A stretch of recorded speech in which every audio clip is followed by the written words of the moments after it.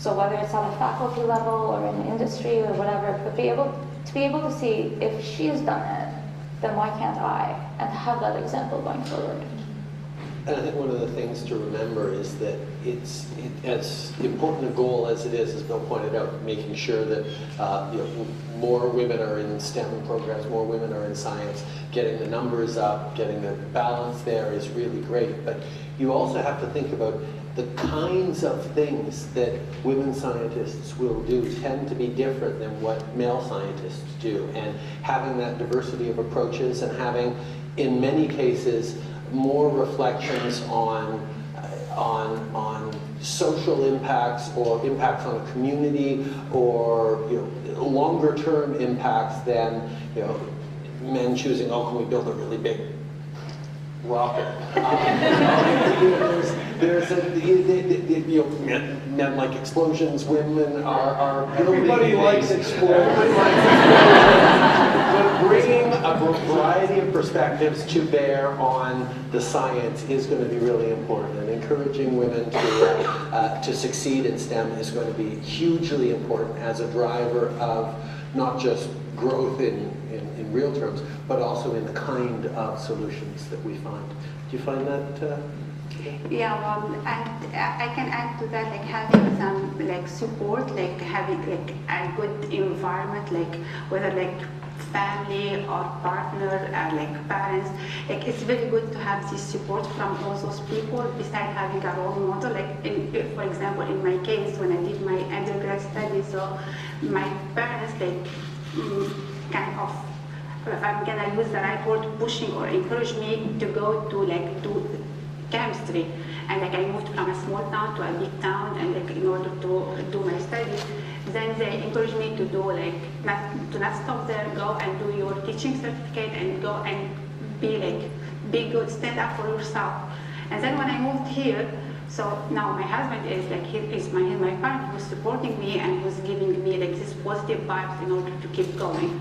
And I think everyone, not only girls, whether boys or girls, they should have this support in order to achieve their goals. So you need to have a dream, then set up your goal, work hard until it's done. But isn't it also fun? Yes. No, this is the thing for me in science, is it's so exciting to be able to understand nature, to be able to figure something out. Yeah, it is fun and it's stressful at the same time. It's like I can't stop working, but actually I do like it. And you're the one that was upset you didn't get an A+, right? Yeah. You were my favorite people when I was in school. And actually the funny part that the prof, I went to see him and asked him why, and he was like, are you serious? Yeah, I want to see my exam, please. You're serious? Yeah, I am. So what was the problem? So I missed the question, actually. Oh, you did? Oh. She's still a little shaken. 4 years ago? It's a trial experience. 3 years ago. But I mean, for me, the best thing about science and about discovery and about challenge yourself and being curious is when you find something that forces you to rethink the assumptions and what you expect. I'll never forget a class I did, a science in teaching, a science class, where we all had, the challenge was different ways of extinguishing a candle or something like that. And one of the students put a styrofoam cup over a lit candle, filled it with water, and said, perfect. The candle will melt the styrofoam cup, and the water will gush out and put out the candle. How many of you think that would work? Okay, you guys are being dishonest. Everyone thinks, okay, perfect. The candle will melt the styrofoam, and the water will gush out. But of course, the candle, even though it would melt that styrofoam cup that was empty, will not heat the styrofoam hot enough to melt it on that layer that's touching the water until the water boils and evaporates. So the styrofoam actually won't melt, and you will not extinguish the candle. You can actually boil water in a styrofoam cup straight over an open flame. But until you actually see that for yourself, or have someone describe it adequately vividly, you think, well, of course it's going to melt that hole, and it's not going to, you won't be able to boil water in a styrofoam cup. So being, or one of those cone paper cups, to be able to actually see that happen causes you to rethink some assumptions that you didn't even realize you had. And that challenging one's worldview and causing one to think differently about something that you expected is what science is fundamentally about. And we need to challenge those assumptions we make around just everything we do. And that's where science done well is absolutely essential for everything we do. So there's a famous quote now from Isaac Asimov that's all over the electric internet. Science doesn't... It's a bunch of tubes, right? The internet's a bunch of tubes. It used to be a bunch of tubes, but it works the same way, people. I know I'm so old. How old are you? I had vacuum tubes when I was in physics class.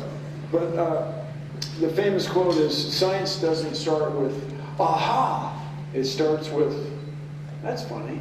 Notice something unexpected, right? And this is what we all dream of. And I hope, really, I hope that Canada embraces that nationally and just makes it part of your culture. This is the thing about NASA we talked about earlier. NASA is the best brand the United States has. People who hate the United States, which I can understand, still respect what NASA does. Because it has this vision, this idea that we can do anything, that we can solve any problem. And the example, if you don't believe me, when I was a kid, cars, our family car had fins on it. And the fins had no function whatever. They just kind of looked like a rocket, and where everybody's building rockets and this, the coolest thing. And the tail lights will look like the rocket exhaust, the flames. Because it was just in the culture that you could accomplish great things. And I hope, especially now, with you in charge, I don't know if you're in charge, with your leading. Canadians are in charge. Yeah, you're leading, yeah, you work for them, that it becomes part of their culture. Well, And in the United States, I very much hope we get that back soon. well, you're talking about an Isaac Asimov quote. One of my favorite quotes is actually an Einstein quote, who points out that the problems we have created cannot be solved at the level of thinking that created them. We need to challenge ourselves to go to the next step. We need to make new discoveries. We need to question why things have been done a certain way in the past and be bold enough to move forward. And that's why I've always been, whether as a teacher or a youth critic for the party when we were in opposition, or now as Prime Minister and Minister of Youth at the same time, counting on young people, not just to get involved and help shape the direction we're doing, but to challenge us and to say, well, why can't we change the status quo? Why can't we embrace change? And why can't we look at things completely differently? And your voices on that are going to be absolutely essential, because young people are better positioned to embrace change than anyone else, because from elementary school to high school to university to the job market to living with your parents to living on your own to starting a family, your life is all about massive transitions that, quite frankly, once someone's an adult and in a certain career path, would be extremely destabilizing. And we need to draw on your strength and your ability to adapt and embrace change. Hey, Caitlin, let's go, people. What are you sitting up here for? Down here. Well, this would be a great time to maybe open it up for some questions from the audience and see what's on the minds of the people here. A cross-section of the public and university students. We have microphones around. Put up your hand and someone will get to you with a mic. There we go, there's one right there. In the black jacket, green shirt. And there's Facebook. Introduce yourself, say your name, and ask the question. Good morning, everyone. My name is Bibi Hakim. I'm a Joint Honors Political Science and Public Admin student here at the university. A concern of mine is mental health, and I was curious to know, within science and innovation, a growing issue is mental health. What are your thoughts on that, and do you think that this could be a supporting issue in maybe the next budget or in this budget, and do you think that as advocates there will be more support for those suffering with mental health? Listen, absolutely. I know how challenging it is to face down mental health challenges. My mom has struggled with mental health issues all her life and has become an amazing advocate for dealing with mental health. And we know that mental health is a massive unaddressed challenge within our society, within our health system. We need to do a better job of destigmatizing. And one of the things that always encourages me is just about any time I go to a town hall or a public meeting, usually a young person gets up to ask about mental health. And that's not something we would have seen even 10 years ago. So there's a lot more open conversations about that in a really promising way. In our first budget, we put forward $5 or $6 billion over the coming years directly towards mental health services with the provinces, specifically targeting young people. We know that in most cases, mental health challenges get their first symptoms, or get their first apparition before someone turns 25. And if we give the opportunity for young people to get the mental health services, support, treatment they need when they're young, they are much more likely to be able to manage and succeed with that challenge throughout the course of their life and continue to live happy, productive, complete lives. So we know that investing in mental health across the board is super important. On the other side of things, mental health innovation and solutions and scientific research into treatments and causes of mental health is another thing that we're investing significantly in. So along this line, everybody, if you want to solve a problem, the example that I come across a lot is addiction. Is there anybody here whose life has not been touched by addiction? Nobody. I mean, everybody has either dealt with it him or herself, or has friends and family. I believe that if we can get magnetic resonance images, MRIs, another order of magnitude finer. In other words, get it down from 1/10 of a millimeter to 1/100 of a millimeter. We will be a lot closer to understanding addiction. And I think we'll be, because people get addicted to gambling, and they behave the same way as when they're addicted to opioids. But there's no chemical involved. Wait a minute, what's going on? So I just think that technically, or scientifically, that we're so close to understanding where memories are stored and how your memory, your life experience affects your dopamine production and so on. So if you're looking for a technical challenge, and maybe it's a chemical challenge, maybe it's a protein challenge, we are really close to understanding human brains in a way that I don't think's ever been possible until 20 years from now. So get her done, people. Okay. Excellent. Take another question from the right here. You, in the back.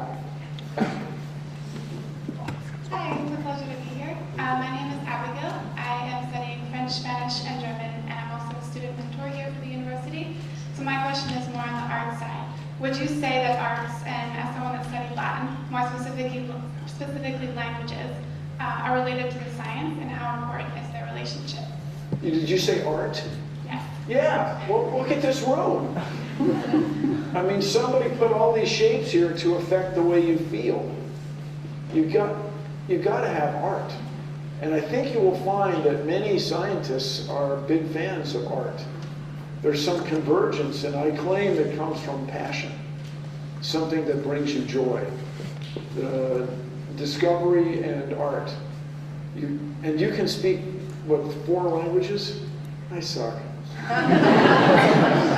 Anyway, you must, I'm serious, being able to communicate with people in their own language, in 4 different languages, has got to give you insight into how people think that I'll never have. So carry on, change the world. Now, one of the things that's really profound is that we are all more alike than we are different. It's really something. And people, when somebody says, I can't express it in words, or there's no words for this, and such, you go, really? Of course there is. Just it's a little more long-winded or something.